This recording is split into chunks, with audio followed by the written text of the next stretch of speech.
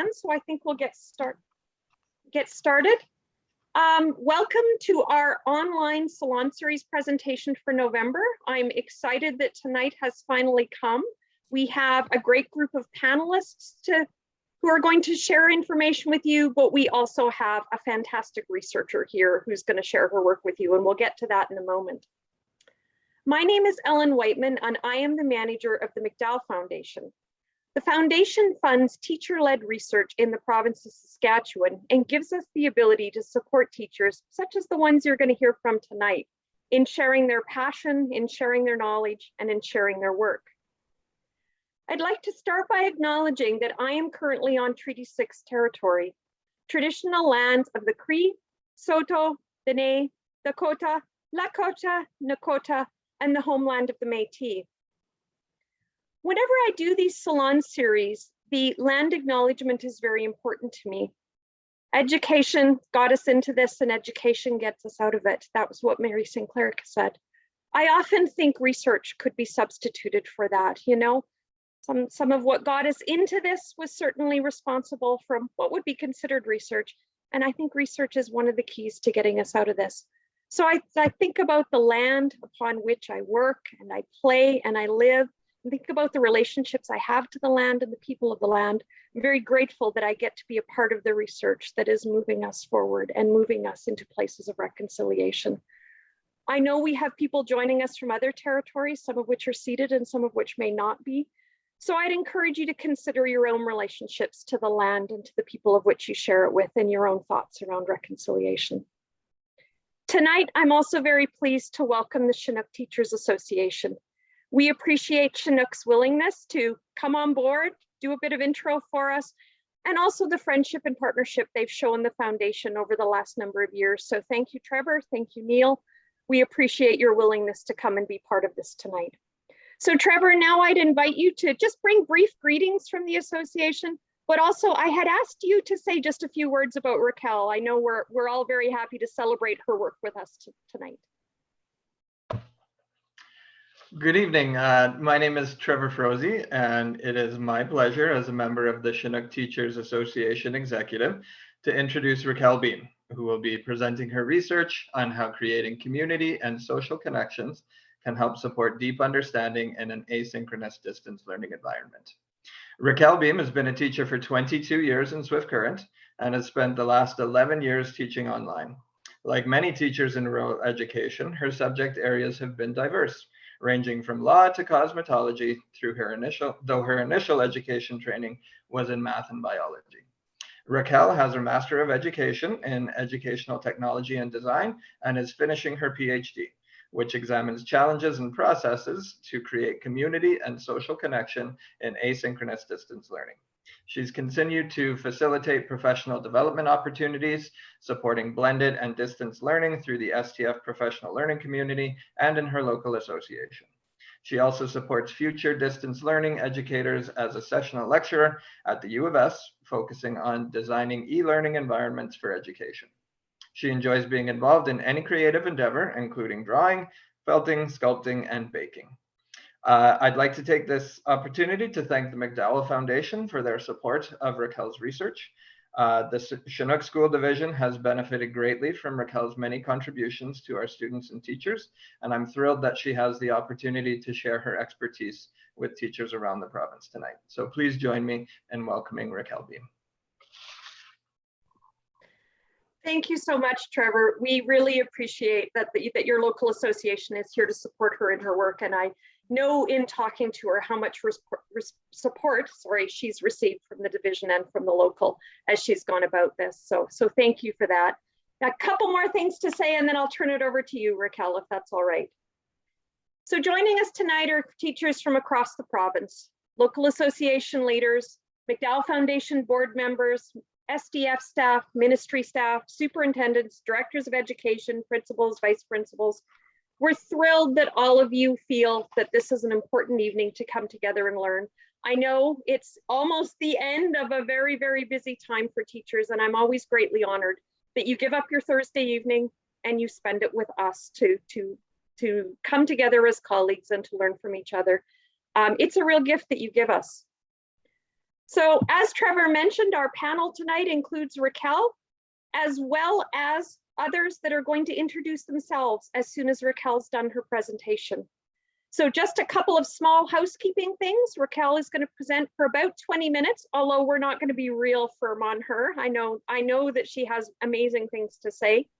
Then we're going to open it up to the rest of the panel to introduce themselves, and then hopefully have a pretty casual conversation about some of the things that Raquel's found in her work that some of the panelists are going to bring and share.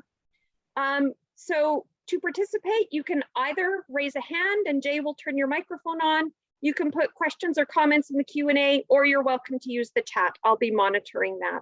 So with that, and if you have any technical difficulties, reach out to Jay. He's absolutely amazing and here to support us as always.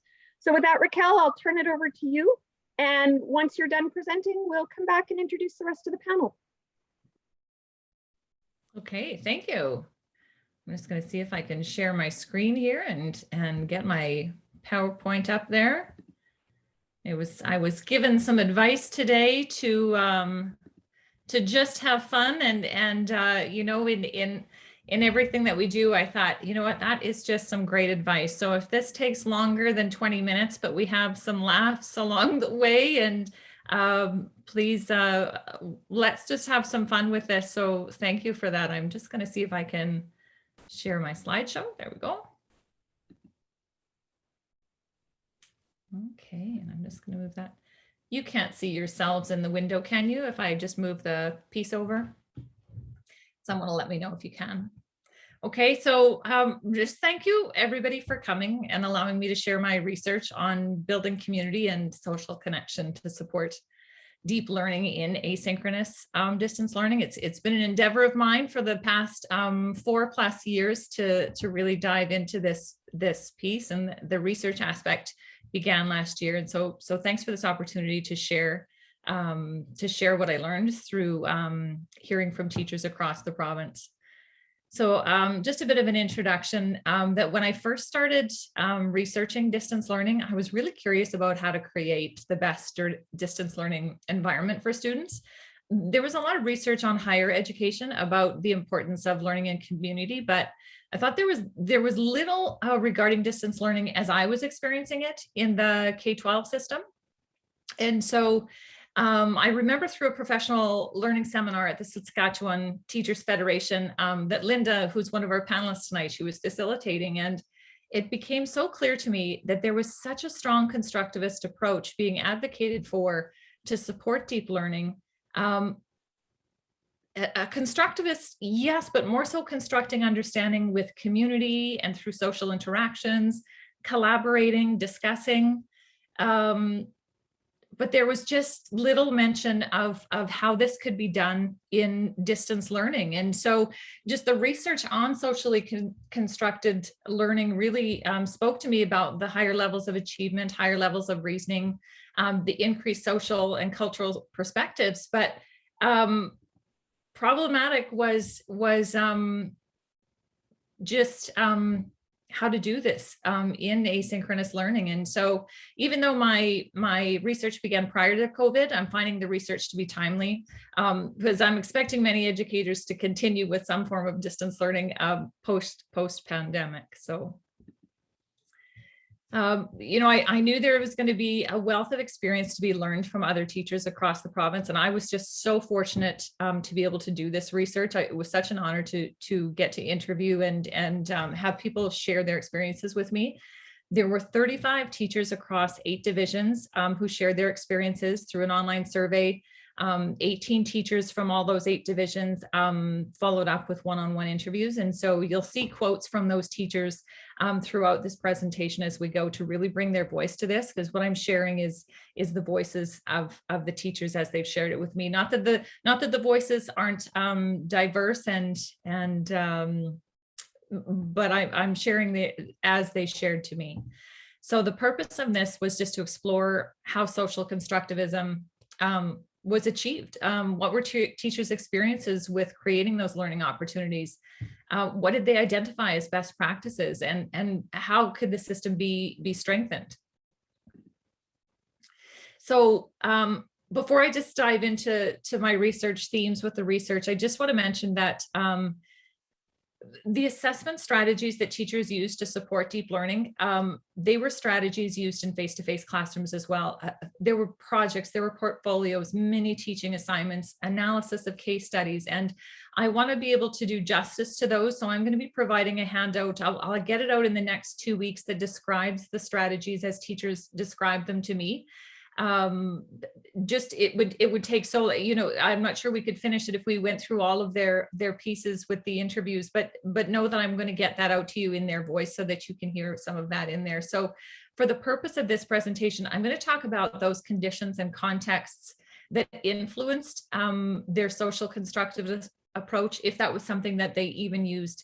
And not to give anything away here, but there wasn't a simple answer of, you know, if I just do this, I'll have a strong learning community and social interactions in my distance learning courses. That it wasn't as simple as that. I wish there were a 1 paragraph answer I could give you that would be the magic one, but it was complex. And so that's sort of what I guess I want to mention, is that sometimes I refer to distance learning as a learning ecosystem.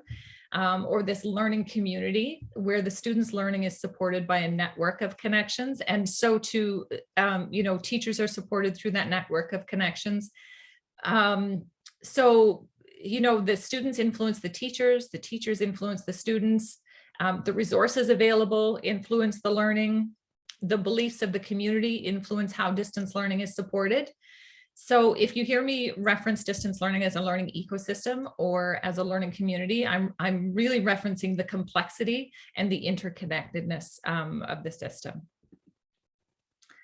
So I used a thematic analysis approach to the data, which means that I was actively constructing themes to interpret the experiences teachers had shared. And the 3 themes that I constructed from the surveys and interviews were the teacher's catalyst, student agency, and alignment between the school purpose, pedagogy, and the personal needs of the student. So the first one was the teacher's catalyst. And this theme was really constructed because I could see clearly from the interviews that seeing the teacher as a guide on the side or as a coach, it was just not sufficient to account for their interactive role in supporting deep learning. I've taken some liberties with mixing both a chemical and biological catalyst in my metaphor. So my apologies to the purist chemists or biologists out there. But I thought the metaphor was fitting. And I saw the teacher as a catalyst in 3 different ways. And I'll just talk about those ways here as we go through this piece. So you'll notice that I've included the participant quotes throughout the slides, and here's one that really represents this piece here of reducing the unproductive struggle. So the first line of support teachers spoke of focusing on was reducing the students' unproductive struggle in navigating and just being comfortable in this new environment. They were using strategies like creating clear, consistent course design, making sure there was clear due dates, having a slow start to the semester so that they could scaffold the technology skills and that the students weren't overwhelmed with being in this new learning environment and then having to learn the content. So that was a really big thing. They weren't just jumping straight into, we're a learning community right now. They had to get the student comfortable in the environment. And that's where the hedge maze of this particular quote stands out, that I just love that piece. It's like if you made people walk through a hedge maze to get to the door of their school every day, wondering where they turn and thinking it's frustrating. That really stood out to me. And second, I saw teachers as catalysts to deep learning by creating that personalized learning path for students. And whether that was to encourage student advocacy, create choice, or create pause points for the students to gain and use the feedback to allow for that learning path to shift. Those were all keys to it. Student-teacher partnerships were key here as well. And I hope these 2 quotes do that justice there, just where teachers advocated, if you want to show me a different way, I'm open to it. And many teachers saying my go-to is giving them choice. I have to expose them to a wide number of things first, and they've got to choose a couple that they want to go deeper on. And of course, I guess that, distance learning is just that perfect place to create that branched learning opportunity. And And then finally, I saw the teachers as a catalyst by strengthening the learning environment. So if you can think of the learning environment here, and I'm just using the circle as the learning environment, consider this first circle to represent the existing elements in the system. But once the teacher gets to know the students, they often realize they need to add additional resources. This isn't sufficient. So this is part of that active role that the teachers are doing. And maybe it's advocating for additional technology. Maybe it's maybe they need an immersive reader. Maybe they need to add in additional case studies that relate to student interest. Maybe they need to connect something that's going on in the student's personal life to how they can apply that to an assignment. But beyond strengthening resources, which was a big piece of it, they spent much of their time actively strengthening the learning connections in the community, in the learning community. So this particular circle represents that. And part of supporting these connections, so these lines, these connections between all of the resources that we have in the ecosystem, in the environment, connecting all of those pieces, that might have been, maybe we need to create a stronger connection with the parents and the distance learning school. So maybe that's where we need to focus our time. Maybe that's where teachers spent time focusing there. And maybe it was in terms of really focusing on student engagement, because if we talk about student engagement and these connections, if the student isn't engaged, the teacher can add as many resources as they want into the learning environment. But in order for it to become this dynamic learning community, we need that student to be engaged as well with that piece. And so just go a little bit more about it, the engagement piece and how that really supports these connections in here, because there were different types of engagement. And it was helpful once I was able to parse out the different engagement peoples that teachers were targeting. A large amount of their time was spent on behavior engagement, and understandably, because students were learning to navigate the new environment. And again, there wasn't necessarily jumping straight into deep learning. They had to get that student used to the environment. So this was really, if you look at the strategies there in terms of clear due dates, exemplars, scaffolding the content, personal connections, that really had to do with reducing that unproductive struggle. So that was a big target, but lots of students struggled with that to the point that it was difficult that might have been something they worked on with the student all semester. Emotional engagement, and this was an interesting one, sort of how they engaged students to be interested in the course and how to have that positive attitude about learning. And again, they're in this environment they're not used to. How do you do that in there? And that was the same pieces we're talking about, encouraging student advocacy, having optional synchronous sessions, collaborating in some sort of way. And finally, there was that intellectual engagement where they were trying to get students engaged in investing in higher order thinking skills. The key to that one, I felt, was scaffolding collaboration. If they had collaboration going on in there, they had to scaffold it to get to that intellectual engagement.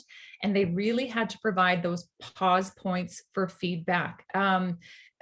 That it wasn't the self-pacing, needed to have some limitations and pause points in there to really go forward with that piece. But it was interesting when teachers were talking about their role, because often they were speaking in the behavior engagement piece in terms of getting used to it.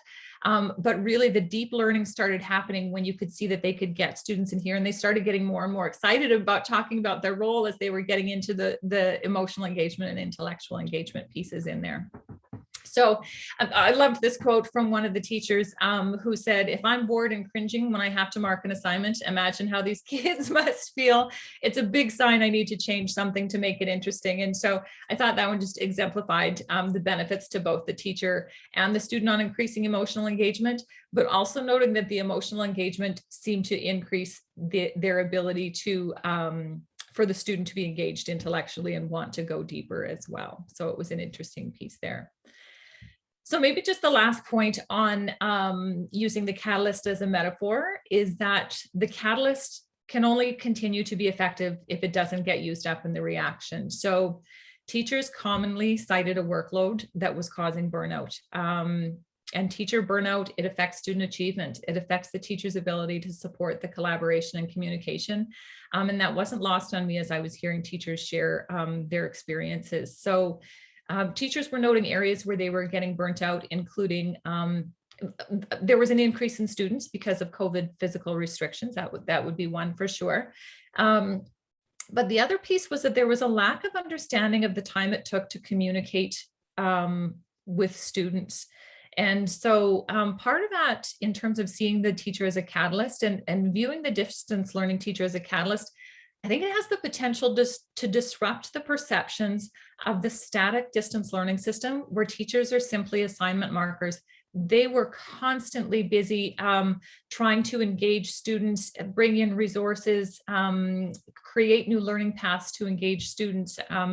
And both of these quotes really stood out to me here. And I've come back to them often, that the desire of every teacher at heart would love to be doing problem-based learning and collaboration and deep learning. All of us would love that, but the current workload, it just wouldn't be possible. It's too much. And the second one piece was another participant describing having 47 kids in one class is acceptable to them, and referring to policymakers in an online class because, quote, you're not managing them in the classroom. So there was a real misperception about the role and what a teacher did. So that's just something to perhaps close out that particular theme. The second theme was that of student agency. And, it can't be overlooked that while the teacher, they support the student maintains agency within the system, as they should. Student-led learning is part of that socially constructed learning, that they are leading their learning. But really what presented as problematic within the data was that students were often advocating for independent learning, which in turn strongly influenced the teacher's instructional choices. So well, I'll get to it later, but so I just determined from teachers' responses that student agency was influenced by their readiness for distance learning and their buy-in to socially constructed practices. And so if I move over to that, readiness included independent skills such as time management and goal setting, technology skills, online interpersonal skills. And I can imagine it follows that if students aren't going to be advocating for learning strategies that they don't have the necessary skills for. And student buy-in was an interesting one as well in terms of teachers noted that students didn't perceive the value in collaborative learning, in social interactions for their learning. They believed they learned more independently.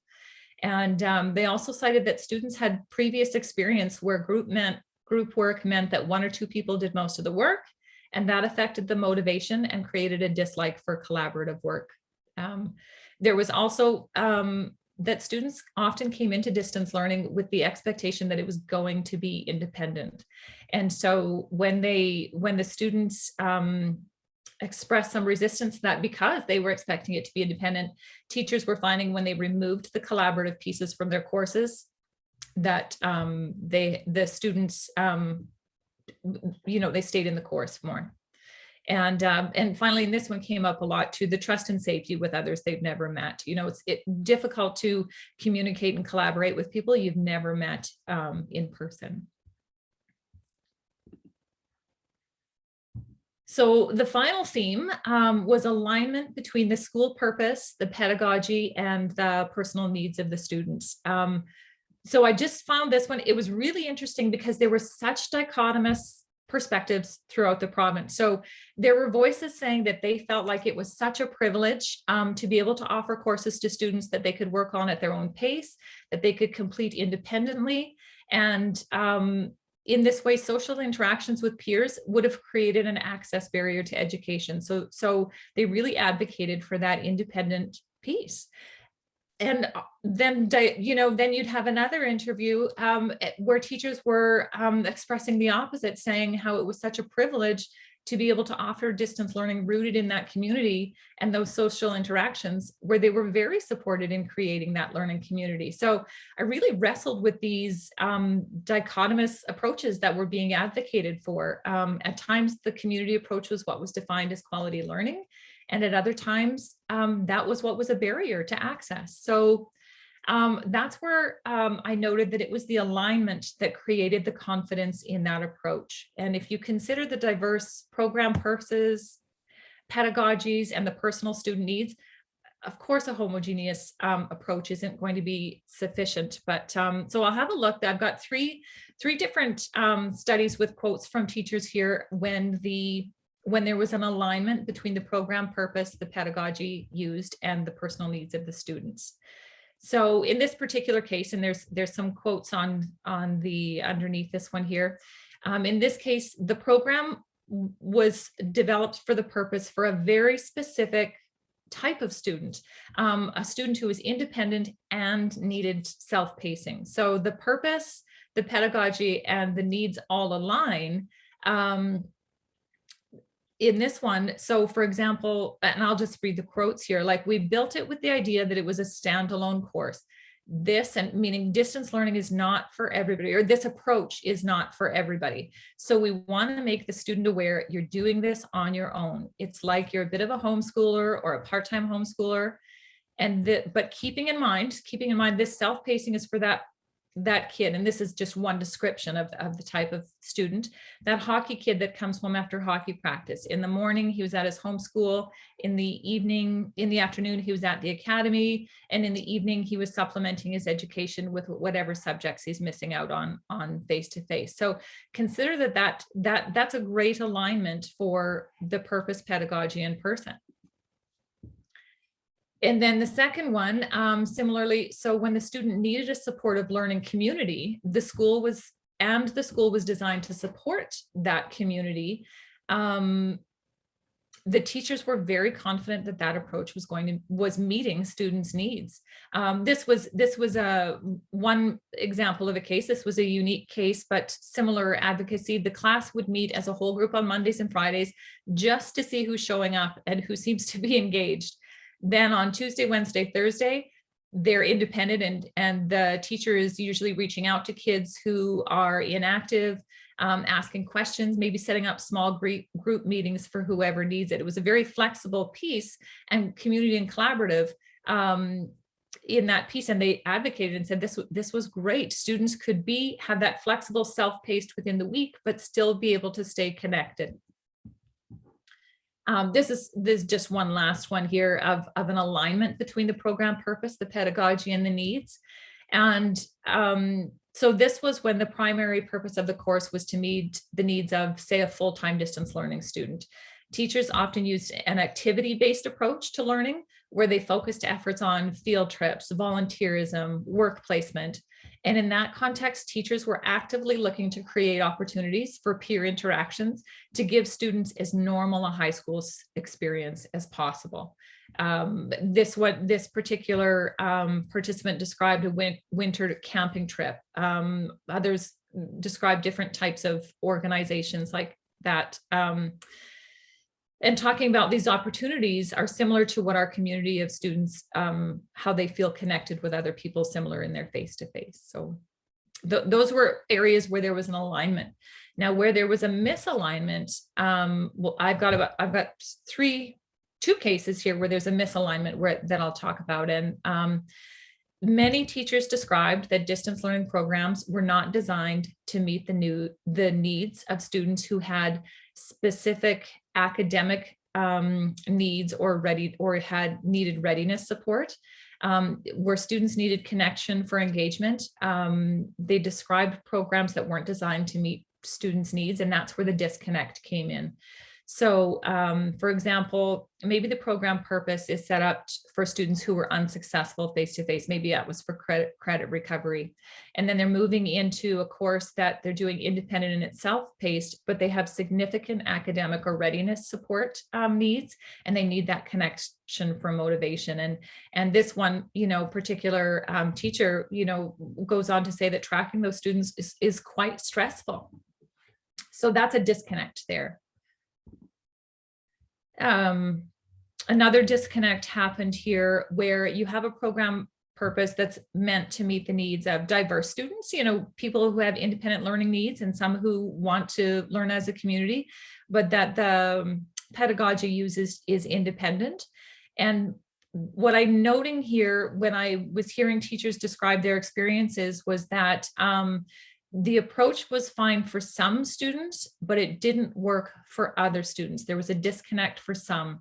And so, this is where teachers spoke of distance learning not being for everybody. And specifically, I would interpret that to be that not all distance learning approaches are for everybody. And so just to piggyback on that and give a bit of data from the survey, 55% of the teachers in the survey believe that collaborative learning is needed for deep understanding. But 73% of the teachers indicated that it's not a realistic goal in distance learning. And so that was just an interesting piece that stood out to me about why it wasn't a realistic goal. And equally in there, just teachers who needed an independent approach for some students, they did default to using it for all, I shouldn't say default, they used it for all students. If they needed independent for some students, they used it for all students. And certainly, as referenced earlier, it seems logical. If teachers have heavy workloads, using one approach it's going to create efficiencies in the system, and that makes sense. But I would just suggest that it's worth considering whether collaboration is not realistic because we're using an independent approach, or are we using an independent approach because collaboration isn't realistic? I'll say that again. It's a bit of a chicken and the egg piece that I'm talking about. So is collaboration not realistic because we're using an independent approach? Or are we using an independent approach because collaboration isn't realistic? It's just a subtle shift. And I just want to suggest that we can disrupt that cycle and really make sure that there's an alignment in all of those pieces. So this is a quote that came from a teacher who was considering their role in shaping distance learning practices if they continued with with distance learning post-pandemic. So if online learning remains past COVID, we don't want to just be a purely asynchronous model. We need to really look at this and make a new way where I can do group discussions with my students.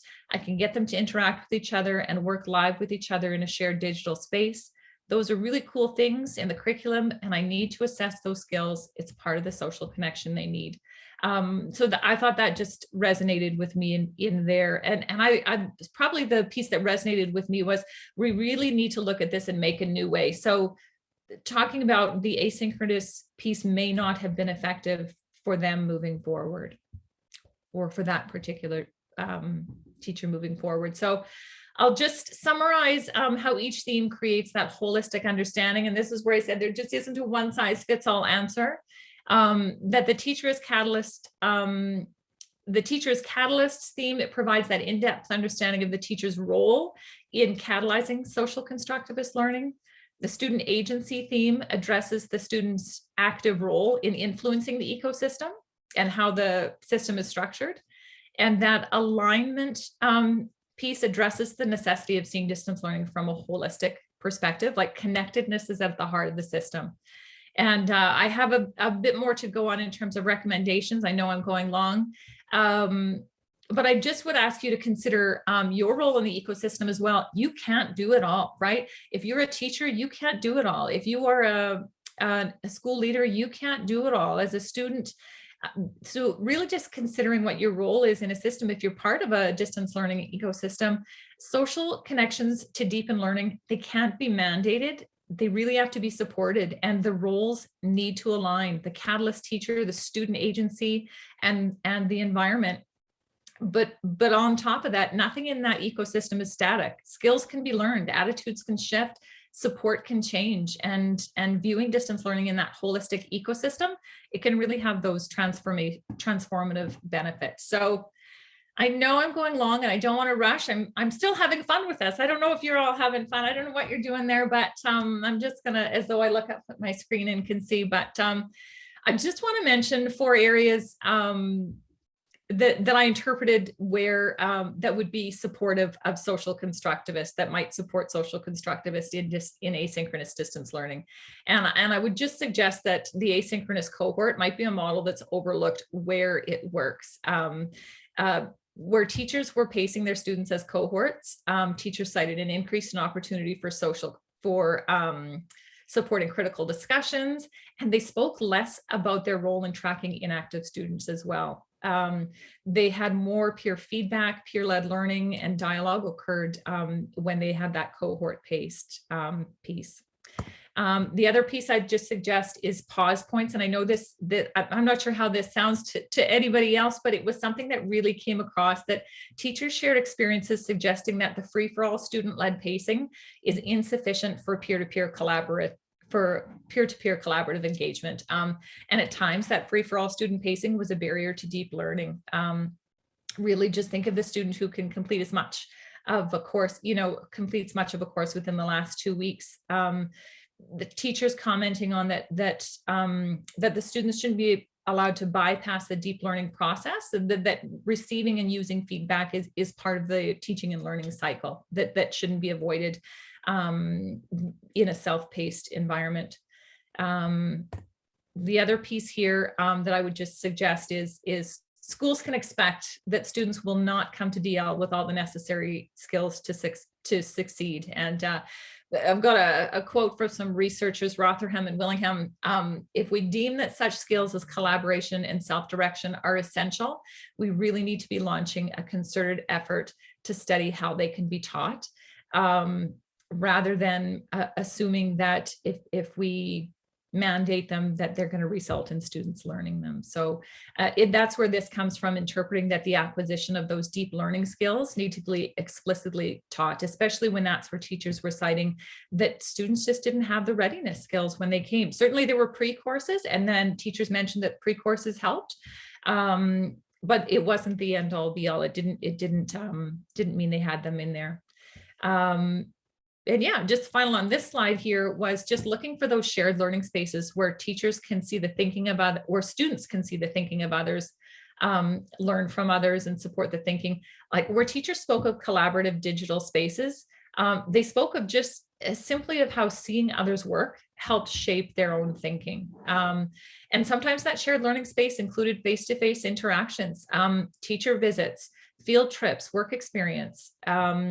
And again, the community service and field trips weren't widely used, but where they were used, teachers cited positive learning outcomes. They farm to table tours, camping, community service. They were great ways to incorporate that where it wasn't necessarily in the traditional way that you would think that it's peer-to-peer in a discussion board. So final things, and I wanted to let teachers' voices really shine through here, that targeting that emotional engagement strategy, catering to student interests and experiences was really something that teachers, they spoke so positively about, that the students wanted to go deeper when they had assignments that they were interested in. And this quote just stood out to me. I've always believed that making personal connections to concepts is important, but I start to think it's even more important during distance learning. I think we have to work twice as hard to engage students, because when they're at home, they could just as easily being engaged in their favorite hobbies, TV shows, or video games. So yeah, I think I've got just two more teacher quotes on here. If there was one thing that came from this, and I don't know, I mean, if I had a magic wand, when I asked people what their magic wand was, that was my last question in the interviews was, if you had a magic wand, what would you do? And this quote resonates what many teachers shared. If the province had a formal process to build and share resources, teachers could be guided by some of those exemplary practices, exemplary resources, exemplary projects, so that each teacher isn't spending thousands of dollars in teachers pay teachers, buying their own resources, sharing amongst ourselves in a closet or Google Drive secretly. So resource help, bring it on. Just this last piece here really resonates with taking things off of teachers' plates. So too did the provincial hub, but taking things off of teachers' plates, if you're somebody from a lead in your system, if anywhere we can take things off teachers' plates that take away from the teacher's ability to support social interactions and community, the better. And so some of those pieces that teachers talked about that they had that were great were automated progress reports to parents, students, and support persons. That took so much off of teachers who spoke of that. And strong intervention policies to support inactive or struggling students. There were schools that spoke of their strong intervention policies, and it sounded like, as I, even as I was talking to teachers, it was like, oh gosh, they have a great, of course I couldn't share, who's saying what, but it's like, oh, there are some great things going on in this province. Just some really great things that I think people could go from. And this just really resonated with me, this teacher comment. I'm making 20 phone calls that never get answered. My voicemails are never returned. My emails are never answered. That constant repeating of trying to get in touch with someone was a major, major, major part of my job. So if we can take that off of teachers' plates to help, and so that they have more time for supporting that community learning. This really is my last slide beside my thank you slide. And I would just say, although beyond the scope of this study, many teachers reported just a drastic increase in students with anxiety who were enrolling in their distance learning courses. Just something that really needs to be explored further, absolutely. And further, I would suggest that research on implementation of collaborative work needs to happen. The number of teachers who cited that not only students' previous negative experience with collaborative work, but that they also had negative experience with group work, it suggests that there's areas for improvement in that implementation stage. Okay, I'm 15 minutes over. I don't know what to do here, Ellen. You can't take it back, but I had fun sharing this, but I'm open to questions, but I would love to hear from our panelists as well. I think what we primarily do, Raquel, is we applaud madly. That's what I want to do right now. So perhaps what we will do before we start getting to questions, and I would encourage those of you who are participants in the session, or those of you who are panelists, to feel free to put questions into the chat as we go through this. But what I'd like to do right now is I would like each of the members of the panel to have a couple of minutes to just introduce themselves and to share their own interest and connection in distance learning. So perhaps we can start with the person who's currently furthest away from us. So Michael, if you'd be willing to give yourself a quick introduction and just share a bit about why you're here. Sure, not a problem. I'm also, I think, the only one that jumped on camera right away, looking at the folks around the room. So I'm Michael Barber. I'm an associate professor of instructional design at Touro University of California in lovely Vallejo. And although I'm originally from Newfoundland, and so I've been involved with K-12 distance online and blended learning now for just over 2 decades.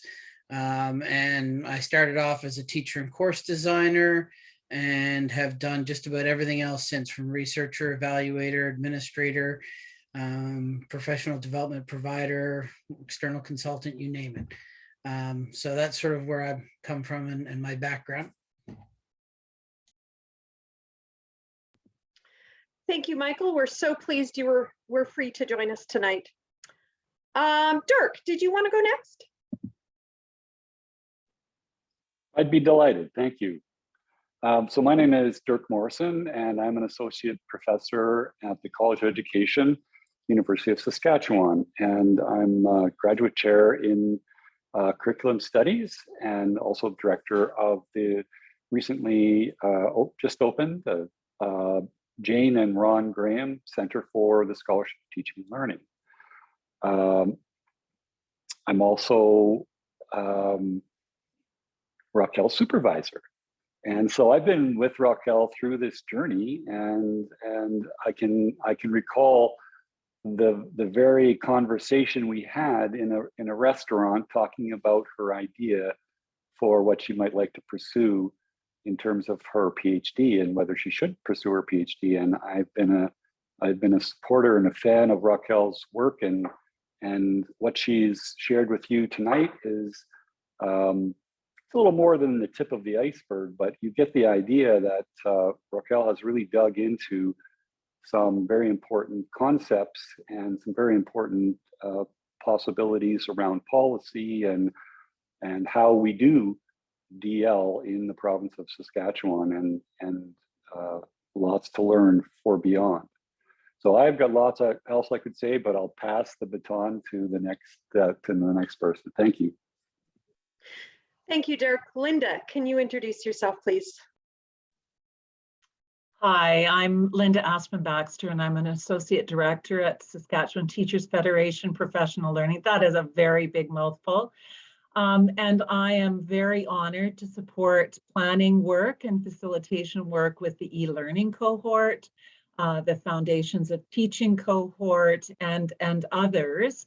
But those are the ones that have applicability to my work that I've been able to do with Raquel and with others.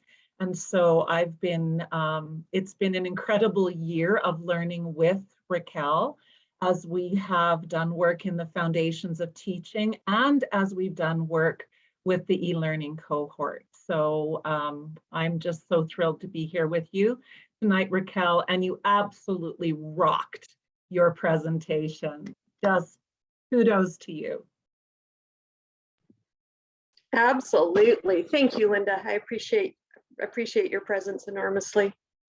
So as I said, feel free to raise your hand or to put questions or comments either into the Q&A or into the chat. But I'd just like to start with a question that I thought I'd offer first to Raquel and then invite the other panelists to jump in as well.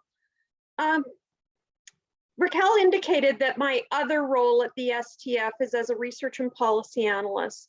And one of the things that I hear in my world is this idea of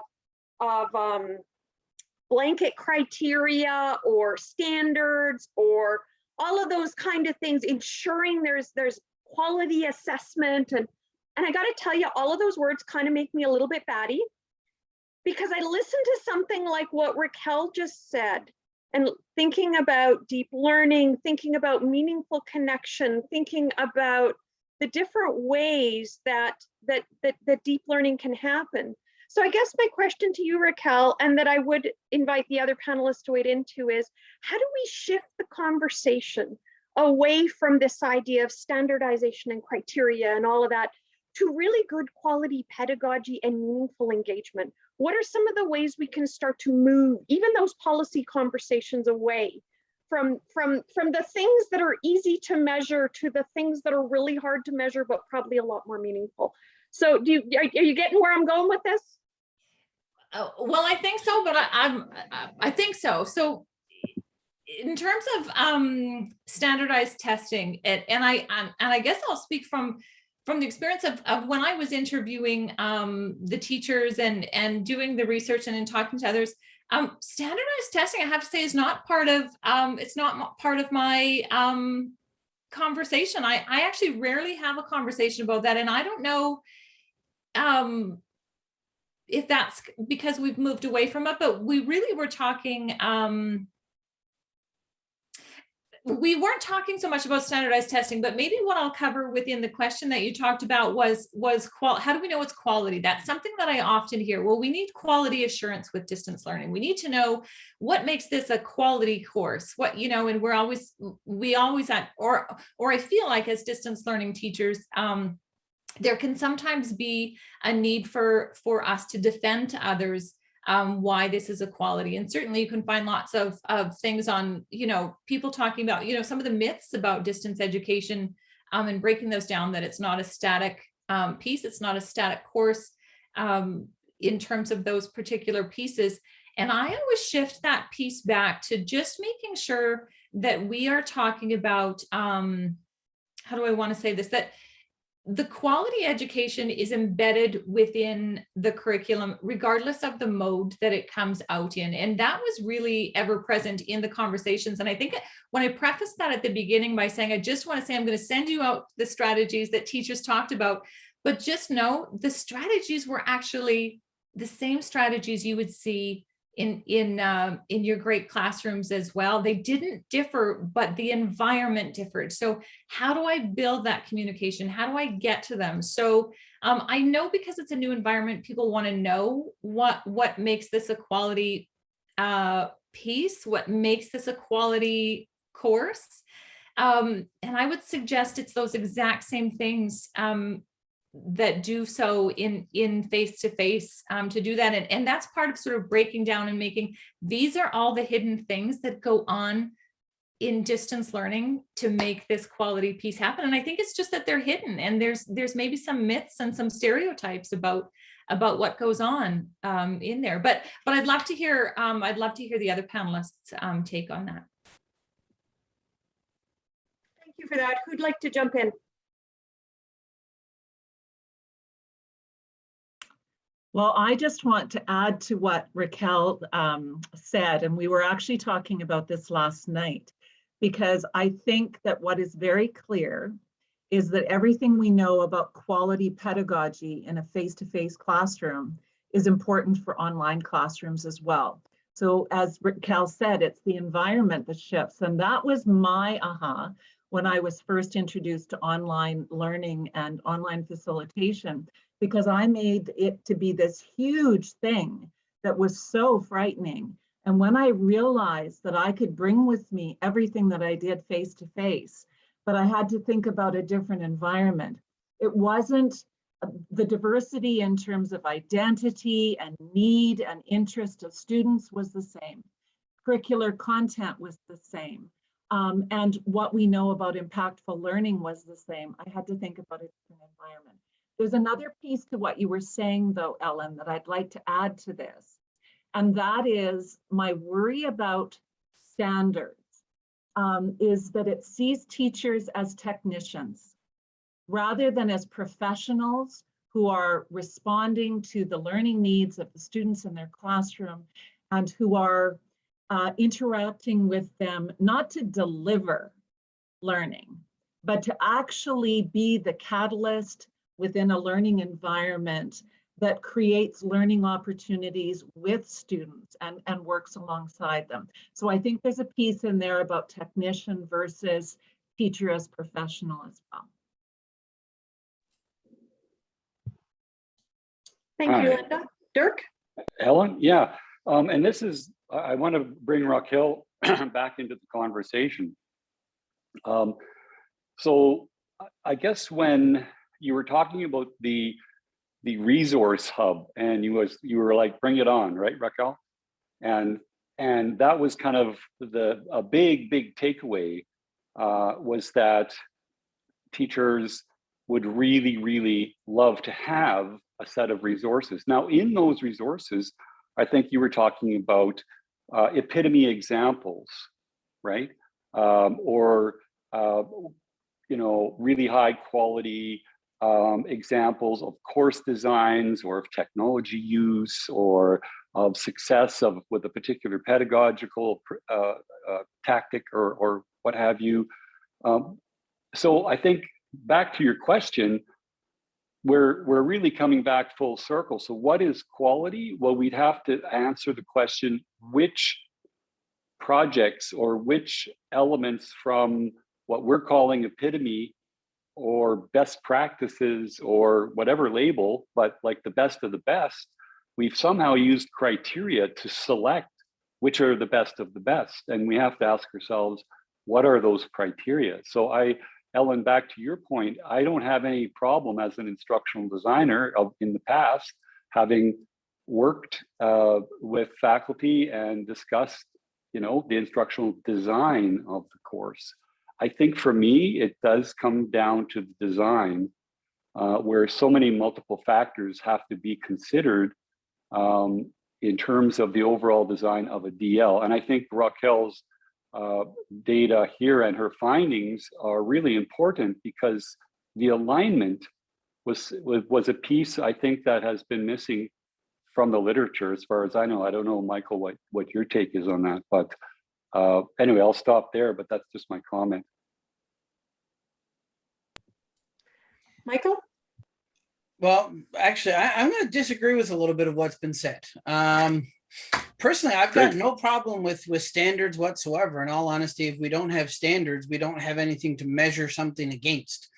And I think it's the nature of the standards that we've had to date that have been problematic, particularly around K-12 distance and online learning. I look at the national standards movement that we've seen in the US that was originally spearheaded by the Southern Regional Educational Board and then taken over by INACO, and now it's the Virtual Leadership Learning Alliance or something like VLLA is the group in charge of it in partnership with Quality Matters. And when you look at what they've got there, I mean, it becomes this minute checklist of things that oftentimes represents what the organizations that put them out were involved with, and not good pedagogy. You know, if you think about the way standards are supposed to be developed, you know, you basically, the first thing that you do is you go through and you look through the literature to find out what the research has found to be effective in a particular domain, discipline, field, what have you. And then you try to put those things into measurable statements that would end up in some form of a rubric. Then you give that rubric to a bunch of people, tell them to watch the same person doing something and see if they all score it the same way. If they don't, then you've got to go back to the drawing board and make revisions to the rubric until you get to a point where there's some level of inter-rater reliability. You know, but if the four of us sit down with a sheet of paper that has a bunch of statements that say, according to the research, we found that if they do X, Y, and Z in an online class, or in the way in which they design an online program, or the way in which online students are supported at the local level, that they're going to have success. And all four of us have the same pattern of ticks on that rubric, then standards are perfect. And in all honesty, something that we should strive for. The problem is that we rarely take the time to go through the process of getting to that stage in the first place. Usually it's some consultant comes in, watches something for a very short period of time, develops some sort of scale, gives it to the organization or the ministry adopts it, and then sends it out with minimal amounts of training for the people that are using it. And you get completely haphazard results across the board, and something that has no validity or reliability whatsoever in terms of being a useful tool. The other thing I want to disagree with is this. I think it was Linda, although it might have been Raquel, I can't remember who said it, but this idea that good teaching is good teaching. In all honesty, if that was the case, the past 20 months would have been like the 20 months previous to that, to be perfectly honest with you. You know, if good teachers were good teachers regardless, we would have had a seamless transition into the remote learning that we've all experienced over the past 2 school years. I guess we're into the 3rd school year now that's been impacted by it. And the reality is that isn't the case. There are many differences between what constitutes a good classroom teacher and what constitutes a good online teacher. And all you have to do is basically walk into any hybrid or virtual classroom of someone who isn't employed by an online program in the past, 3 school years to see just how little translates from one environment to the other. I know I sort of took us off the rails there, but I think that's an interesting point. And I actually want to pull in a question from the question and answer that, or the Q&A, that kind of pulls that out a little bit. So I mean, I think there is some real connections between online learning and classroom learning. If, we're using the same curriculum, there's a lot of similar training. Pedagogy is very important. Connections very important. But the question in the Q&A is what should we be taking and celebrating as unique in the online environment and nurturing in the online environment that would perhaps let us let go of some of the things that were developed as 19th, 20th century face-to-face kind of things? What are some of those things that we could really, that are allowable in the online environment that might not be in face-to-face? Who wants to go first on that?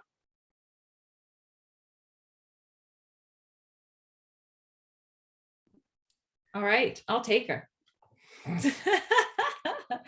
Yeah, really, when I look at this in terms of distance learning, there are some pieces here. The ability to connect with the community and what interests students, and I spoke of that branched learning piece, and that's really that's a transition that when we're building our distance learning courses and in the course design, it's something that presents itself as a benefit in distance learning to be able to do that without having to have, my 25 students in front of me, or however many students I have in front of me, and explaining, where we're going and leading the the path for the whole students, I can have that different, the students can choose their different path. And maybe that means there's a lot of front end work in terms of making different videos, making different instructions, scaffolding it the different way. But part of that is building the inquiry process for the students, building their critical thinking skills, bringing that. And that's the same in either class. So I would say the learning path is one. I was just going to talk about gamification. Not that that's something that I do a ton of, and you can still do that type of a piece in face-to-face, but just being able to get engaged in that different way outside of the four walls of your classroom.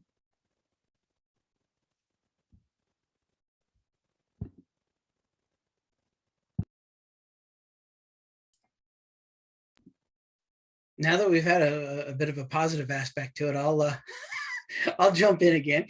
Not that it's necessarily a negative thing. I think probably the biggest thing that distance and online learning provides an opportunity to do that the face-to-face environment doesn't, is provide truly individualized instruction. And I say it that way, provides an opportunity to, because in all honesty, I've seen very few individuals that actually have both the technical knowledge of what the learning management system provides them, as well as an understanding of the data that it collects to truly be able to do that. And some of this is at the teacher level, but most of it, in all honesty, is at the programmatic level. You know, online programs can set up all sorts of alerts within their learning management system that indicate, you know, whether a student has spent X amount of time or X number of days on a particular piece of content. They can analyze data over time to figure out that, you know, if students tend to have trouble with lesson 37, it's usually a predictor of whether or not they're going to have success in the course. But we rarely use these type of analytics that the system provides us, both at a programmatic level and at a teacher level. When I sit down and do professional development with online teachers, one of the first things I always do with them is to see how much they know about what statistics the LMS actually collects and whether or not they know how to go and get it. Even at the university level, most of the faculty that I work with, and my main role at the university here is faculty development. I'll sit down with faculty to see if they know where to find if a student has clicked on a piece of content. Because if you're expecting them to know X and they haven't even read the lesson or, you know, watched the video that X is described, you know, unless they already knew that before they started the course, chances are they're not going to know what in the world you're talking about.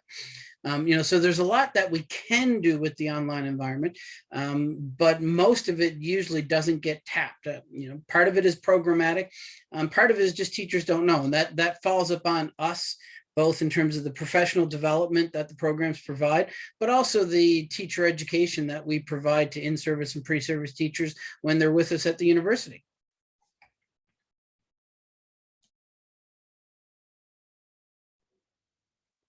Well, geez, Mike, could we clone you and bring you to the U of S? It'd be great to have that kind of detailed support. I don't have too much to add, really, other than, you know, I think what it allows us to do are to shake up the whole foundation of education in some ways. I mean, not to wax too rhetorical here, but, you know, DL is often the first in to use what, you know, some folks would call disruptive technologies, et cetera. But some of these dovetail really nicely with some of the pedagogy that we want to try to approach, such as collaborative online learning, and some of the technologies that we have available to us now.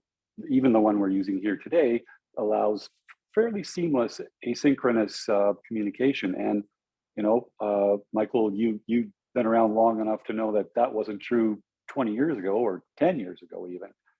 And so, you know, the adoption of these technologies in our everyday lives, I think, is also going to have an impact on how we do distance learning online and how we collaborate. We might become more and more used to it. And I wanted to add to that, I think it's so important for us to measure the success of a DL course or DL innovation by doing some research, by taking some action research endeavors, and really getting down into asking your students and evaluating the course and doing a thorough job of that. And that's, again, as Michael discussed about some pieces of instructional design that don't get done because they take too much time. The evaluation of what we're doing takes time as well, but it can be very rewarding and effective. And we can grow incrementally, I think, too, in terms of our knowledge. But enough from me.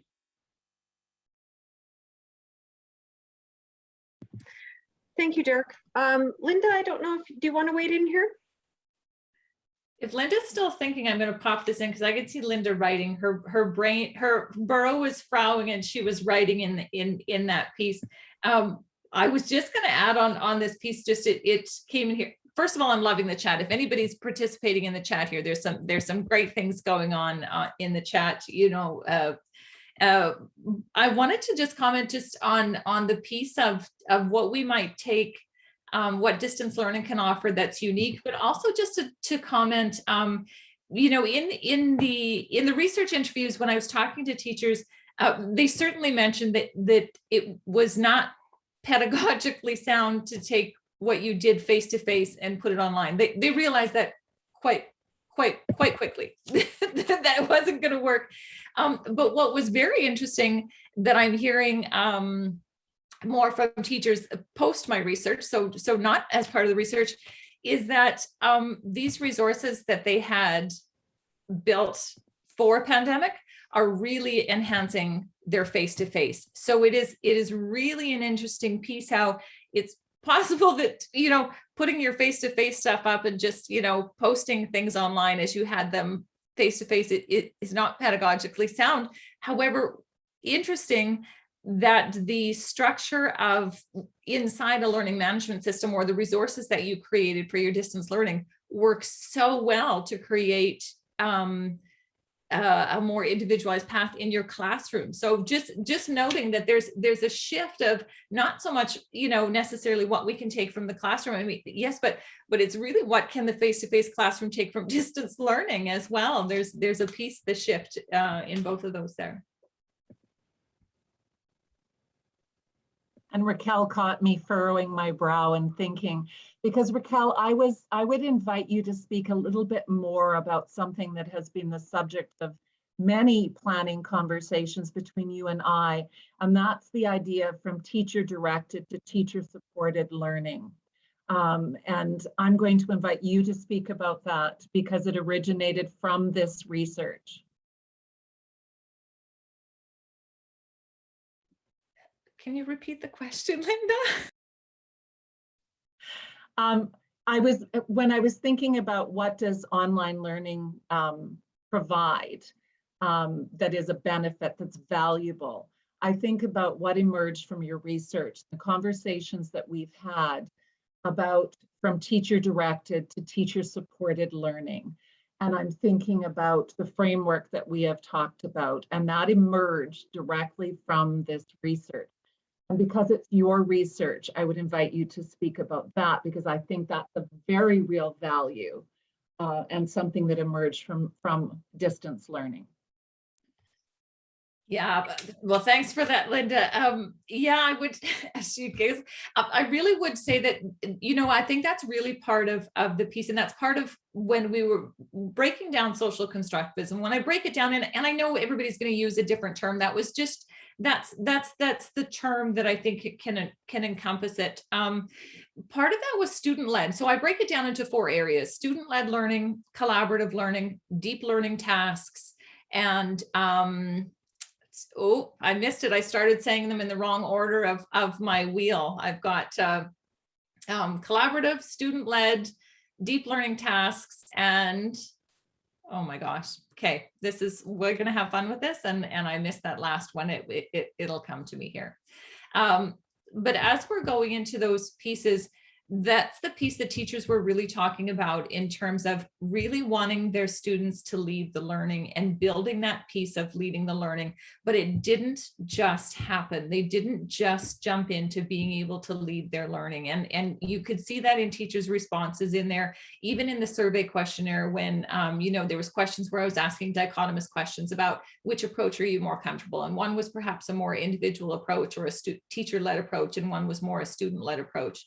And I could see teachers weren't comfortable perhaps picking between the dichotomous approaches. So because there were lots of comments in the open comments on the survey on that particular piece. And what they were saying was that in order to let students lead the way, they need to be scaffolded to do that. And really, when we have our face-to-face, what we're in face-to-face, the teacher is leading the learning, right? You've got the bell schedule that goes, you've got the teacher that says, okay, it's time to start working now.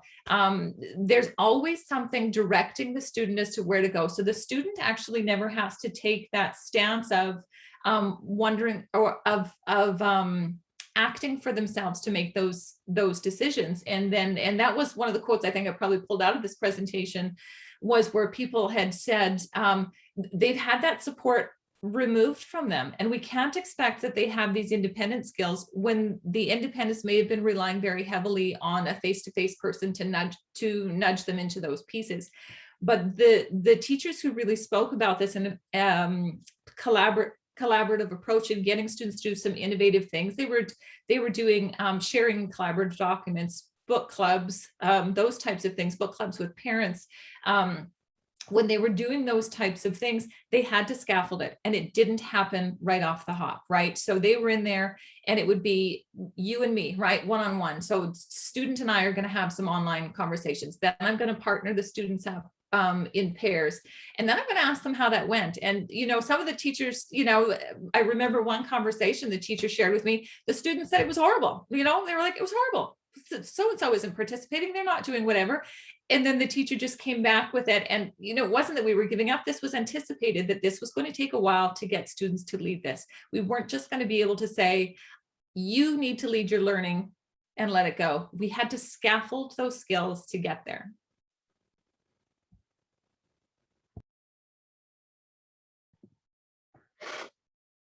Thank you, Raquel, and thank you, Linda. So going through the chat, I want to pull in some of what's happened with COVID. And I know, Raquel, your research was not intended to be done during COVID. It was just kind of a happy or something coincidence. But I do wonder, we've had here in Saskatchewan, pretty much every teacher has now had an opportunity to attempt some form of online learning. And we were just talking about what we might pull from distance learning that could support the classroom. I guess I wonder if you can reflect on it as a group, and any of you who want to jump in on this, what is going to be the impact of having had so many teachers and so many students now have some sort of experience with distance learning or online learning as we hopefully start to move forward out of the pandemic? What can we learn from that? And what will be some of the ways that impacts both distance learning and classroom teaching?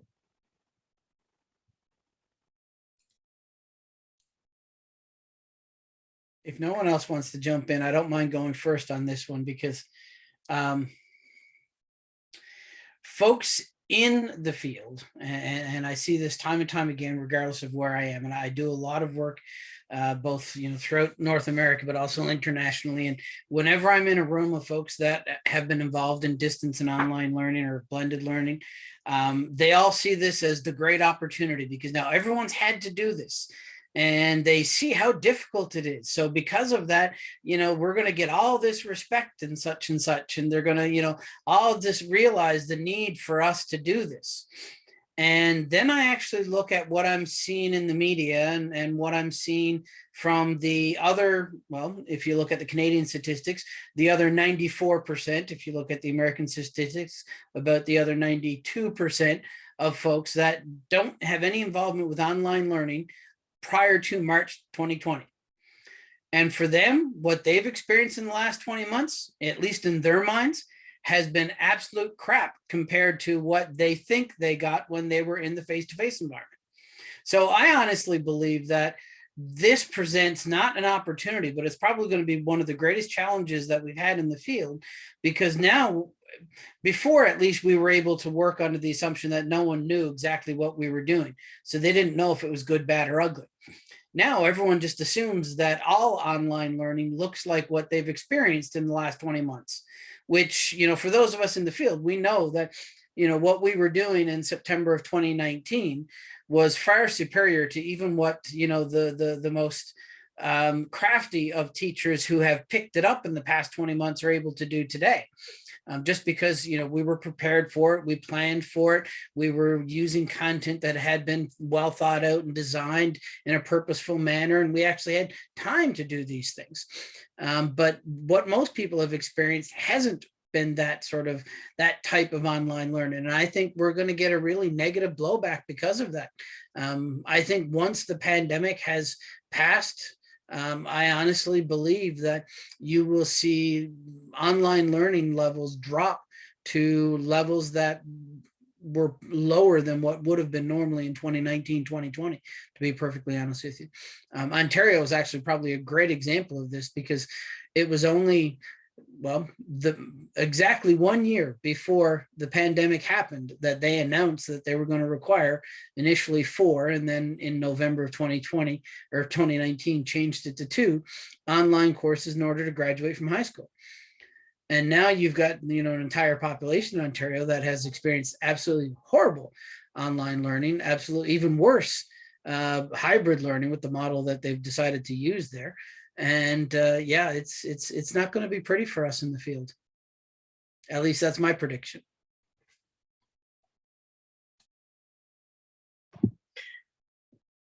Thank you for that, Michael. I appreciate particularly that wider perspective. Linda, would it be okay if I call on you a little bit? I know you've done an incredible amount of work supporting teachers in the field over the last 18 months, you in particular, but also STFPL generally. And I guess I'd ask what you're seeing from the field here. Yeah, I'm curious if the trends are mirroring some of what Michael's seeing as broader trends, or are you seeing something a bit different here in Saskatchewan in terms of what you see as the impact of what's going to happen as we start to shift back permanently into the classroom, as having had teachers had this experience? Well, Raquel, I'm going to ask you to dive in here too, because you were involved in some of that. I think the greatest thing we see right now with anything that we're offering professional learning wise is, and what we can only surmise, as that teachers are exhausted.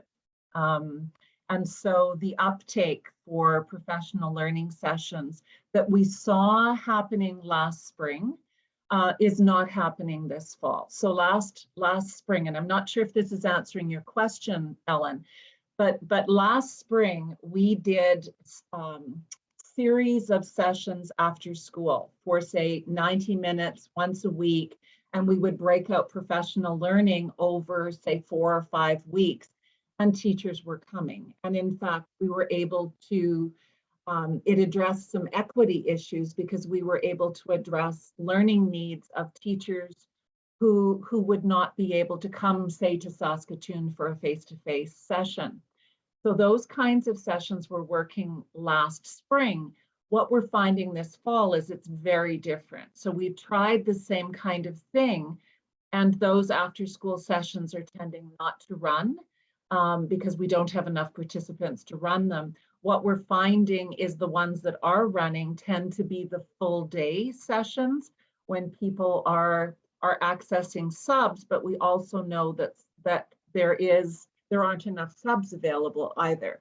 So our interpretation of it is that teachers are exhausted, their plates are full, they're trying to survive. They've still got students that are out for periods of time who have to isolate before they can come back. So they've got kids who are learning from home. They've got kids who are learning in the classroom, which increases the demand in the classroom. Raquel, do you want to add to anything? Because we've done some sessions as well.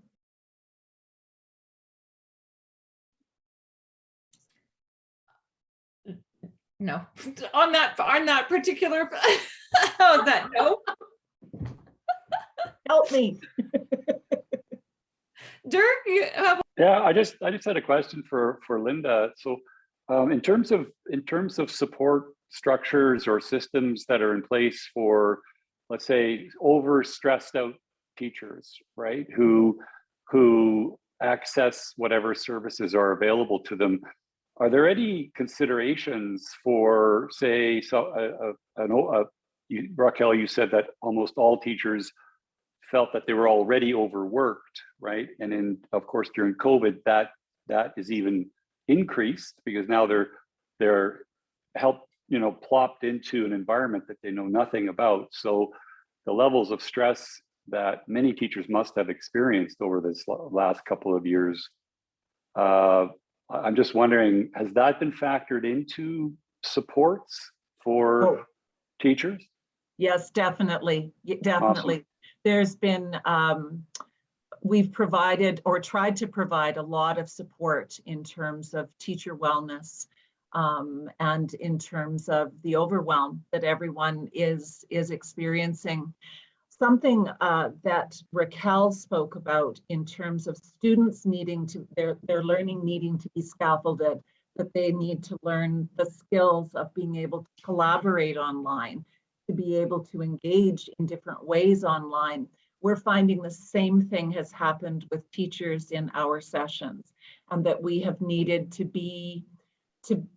provide a lot of support, because while teachers might have been expected to do some online learning, there are teachers who also need support in terms of those skills and feeling comfortable in an online space. And so they need as much scaffolding as what students might need. And there are teachers who are ready just to, they see things and they're ready to jump in, and they're ready to be creative, and they see something and they're ready to run with it. So there's a full spectrum there. Things have really shifted this fall. And so thank you, Trevor, for what you put in the chat, because that affirms what I think we have been reading about the situation, is that teachers just don't have anything left to give to professional learning, that they're trying to survive. And yes, extracurricular activities restarting. We didn't have that in the spring, and so people did stay on after school and do learning with us. Thank you, Linda. I appreciate that. and Maybe, oh, Raquel, did you want to jump in?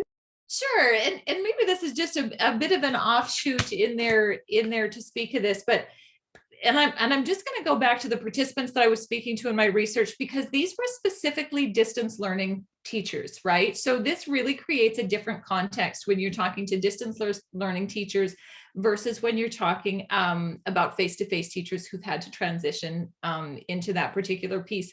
And I guess I would just say that those, and they were all from distance learning programs.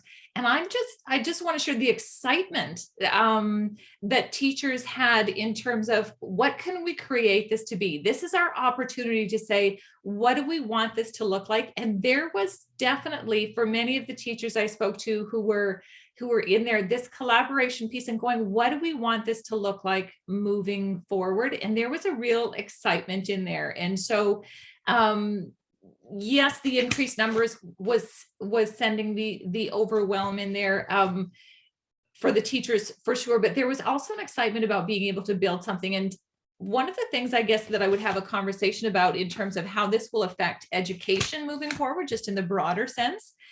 And I would suggest and maybe even just putting distance learning aside, because I think distance learning, not distance learning aside, but if we talk about distance learning and imagine what it can be now, knowing I think we are going to have the diverse needs of students taking distance learning. But my concern in this is with teachers who were face-to-face, had to transition to supporting students online. And my concern is that they will now be doing double duty. That I guess that's my concern, is that when we shift and go back to this, will there now be an expectation that you will have everything that you have online, so that if a student is gone for 2 weeks because their parents are on vacation, or that they're gone for, that they're drastically gone, that this is going to be one more piece on the teacher's plate to address. And I would be concerned about that, but I really can see the two of these pieces merging well together if we can think of this in terms of a holistic education system, not a distance learning system, not a face-to-face system, but how can the two tangibly work together so that we're not asking our face-to-face teachers to do it all? Yeah, it can work. It can work. And I mean, I'm loving the comments, the catch and release piece. And I think, I had one of my teachers explain something similar in terms of how one of your colleagues in the province explained to me how, she makes sure they get it, but they get the independence they need, and they get the holding on piece that they need. And so anyway, I guess I am concerned that face-to-face teachers are going to be asked to do it all, and rather you have these two pieces that can come together and work so well to uplift each other. Thank you, Raquel. I really appreciate that. And thank you, Michael. I noticed you've just put a link within the chat, distinguishing between remote learning and online learning. And that's something that I'm sometimes guilty of not distinguishing between. And I apologize. I think I did that a bit with the last question, but I do know we are running very short on time. So what I would do is and I'm not surprised, I knew this was going to be a great conversation. So what I might do is I might invite each of the panelists to take just 30 seconds or a minute and share any just final thoughts you have. And then perhaps if you'll indulge me, I'd like to start. What I'm hearing is that as a profession, we have work to do, that we have had, frankly, all of us in one way or another, a traumatic experience the last 20 months, whether that be our distance learning classes exploding, whether that be, I'll never forget March 18th, you're going online, whether that's you were in that role as a student, as a parent, or as a teacher. And while there are opportunities to come from that, and I think I jumped there too soon in this conversation, I think probably what we need to do over the next little while as a profession is heal from that. Looking at the chat and hearing some of the comments from the panelists, there's a great deal of fatigue right now. Linda, you're seeing that professional learning has shifted in how teachers are able and willing to access it. And it's been a hard year, and it's been a hard 20 months. So what I'm hoping though, I guess I'm a bit of an eternal optimist.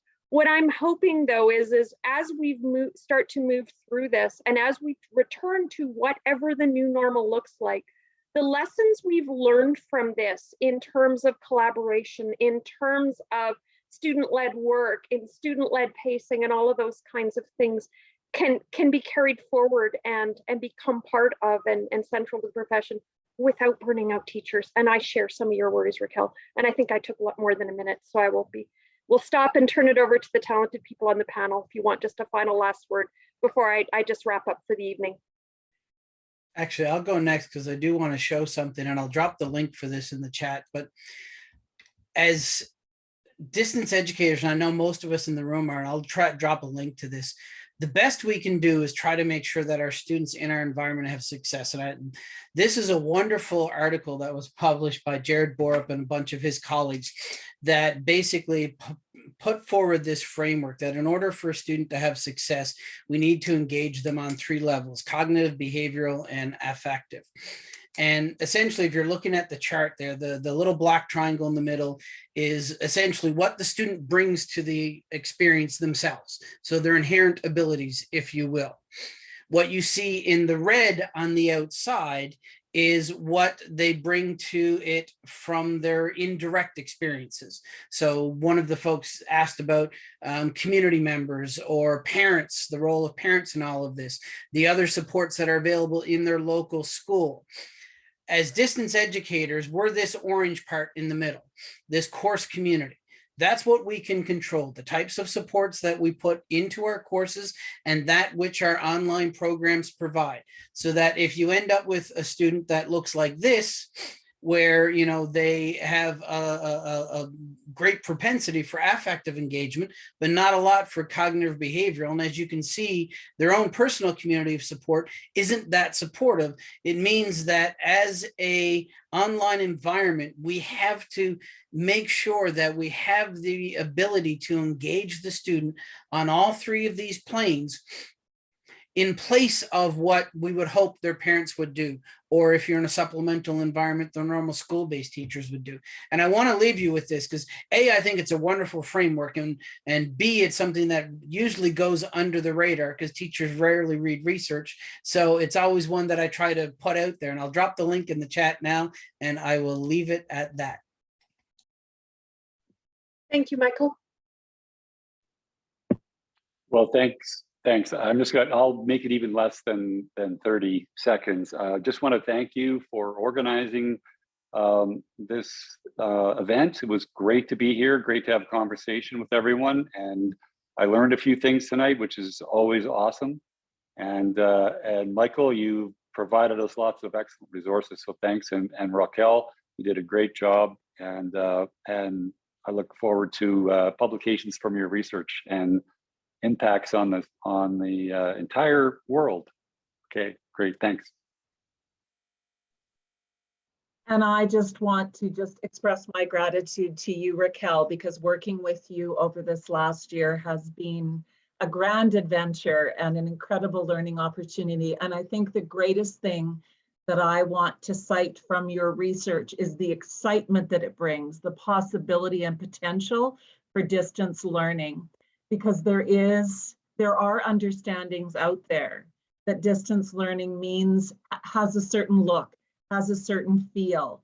And I think what you do is your work has brought new life to it for me, and what the possibilities there are that exist for distance learning.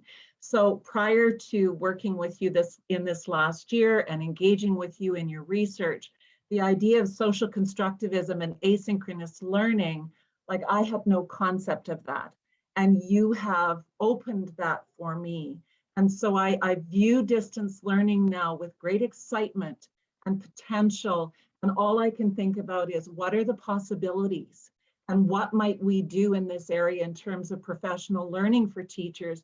And for me, the biggest part of that is equity of access, because in our province, we have teachers in all corners of the province who are remote. It's not just our northern communities. And whether you're in a rural community in southeastern Saskatchewan or southwestern Saskatchewan, and you're in a small rural school and you're the only person, what you have done is you have opened possibility for what we might dream for providing professional learning for teachers who are the lone person in their school who is interested in a certain area. So I thank you, because there's excitement and possibility in what you have brought.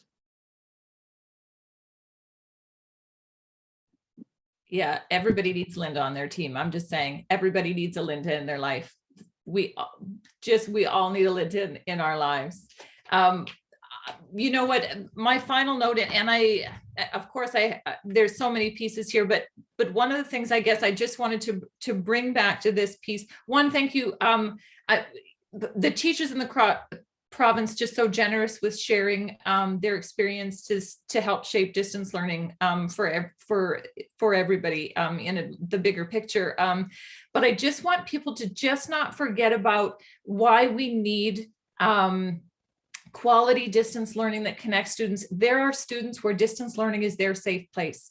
It is their safe place to come and access their education, and that they can get that quality community in there. And I just, beyond that this is for choice, beyond that this increases choice, that it creates access and equity, and that is also true. But this is also so many students, and I just can't tell you the personal stories that teachers shared with their students who they come to this, and it has part to do with anxiety, but that's not all of it. Some people, this is their safe place to come and learn in a community, and we owe it to all of our students to be able to do that, and we can do that. And that was really part of this research, was we just need to be bringing distance learning to the forefront. We're not trying to take over face-to-face learning. We're not trying to be what if other people's needs are met in other places, we're not trying to overtake that. We're trying to create quality experiences for all. And I really hope that that's what's coming through from this, is what's possible, what can we do, and there is some great work being done, and if that could be shared and move forward, let's do it. Thank you, Raquel. So the mission of the McDowell Foundation is to fund teacher-led research in the province, and I rarely have a better example of why it is so important than what just happened here tonight. Having a teacher, a colleague, a friend, someone I've gotten to know pretty well over the last few years, be able to share her passion, her wisdom, her commitment to the profession in this type of environment is why I come to work in the morning. And it's why the McDowell Foundation exists. 30 years ago, when the McDowell Foundation was brought into being, I can't help but think this is the kind of professional learning and professional sharing that was being envisioned. So Raquel, thank you for sharing your work with us, your research with us, your knowledge with us. I've so appreciated working with you over the years, and I hope your McDowell project coming to an end will not mean that collaborative work comes to an end. To the panelists, I'm so grateful for all of you. I knew this was going to be an incredible night. Michael, it's American Thanksgiving and you're here anyway, and I do appreciate you indicated before that you were working today anyway, because we all know you're from Newfoundland, and I knew, you know what, when Raquel suggested I reach out to you, I thought, he's from Newfoundland, of course he'll do this, even though I know he's never heard of the McDowell Foundation. So thank you for generously giving us your time tonight and your experience and the number of resources in that you put in the chat. I know that our teachers are going to go back and look at those. I know I'm going to go back and look at those, so thank you. Dirk, I know Raquel has spoken of the support you've given her over the years. We at the foundation really appreciate those connections to the university and the willingness of faculty to come forward and offer us that support, that mentoring, that wisdom. And Linda, I don't even know what to say about Linda. It's so amazing that Linda, again, I mean, you notice she's in her office. She has not been home yet. I know she worked all day, and then she more than willingly came and provided me a security blanket and provided the incredible professional learning and connection that she has with our teachers. And I'm so grateful to that. I so appreciate every time I ask Linda something, she says yes. And well, I'm grateful for that. I also am very aware of her workload. So thank you, Linda. I know you're still in your office. I bet you haven't eaten. So please go eat. So I hope, Raquel, you saw all of the comments in the chat. I mean, I hope that you saw all of this. I'm so grateful that all of you came and participated in this tonight. It was an incredible evening. So I encourage you to reach out and find out more about the McDowell Foundation. If you're new here tonight, we do fund teacher-led research in the province. Our notice of intents are due in exactly 5 days. So if you're looking at the amazing work Raquel did and thinking, you know, maybe it's time to dip my toe in, give me an email tomorrow and I'm happy to support you in thinking about what you might want to look at as you move forward. What are your own passions that you might want to explore? So having said that, I did indicate that I would be respectful of time. I know there were a few questions that went unanswered. Michael has kindly put his email in the chat. So if there's something you can address, he can address, feel free to contact him. Also feel free to reach out to the foundation. I probably can find something that could meet your need if something you were curious about didn't get met. So thank you all so much. Have a wonderful evening. And I look forward to seeing where this conversation is going to go, because I get the feeling this is more of a beginning than an ending. Thank you.